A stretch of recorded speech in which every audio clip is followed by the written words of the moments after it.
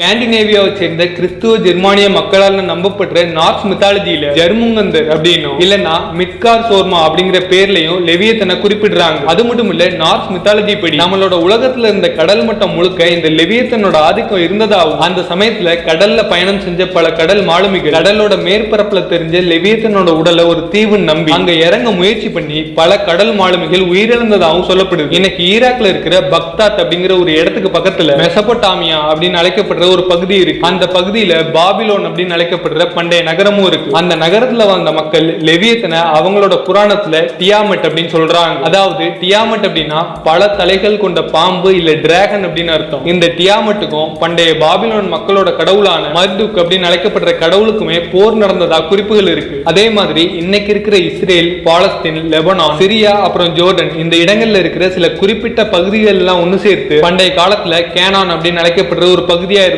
அந்த கேனான் பகுதியில வந்த மக்களை கேனானைட்ஸ் அப்படின்னு இல்லன்னா செமிட்டிக் பீப்புள்ஸ் அப்படின்னு சொல்லுவாங்க. அந்த கேனானைட்ஸ் மக்களோட புராண நம்பிக்கையின்படி அவங்களோட கடவுளான பால் அப்படின்னு அழைக்கப்படுற கடவுளுக்கும் இந்த லெவியத்தனுங்கிற கடல் அரக்கனுக்கும் போர் நடந்ததா குறிப்புகள் இருக்கு.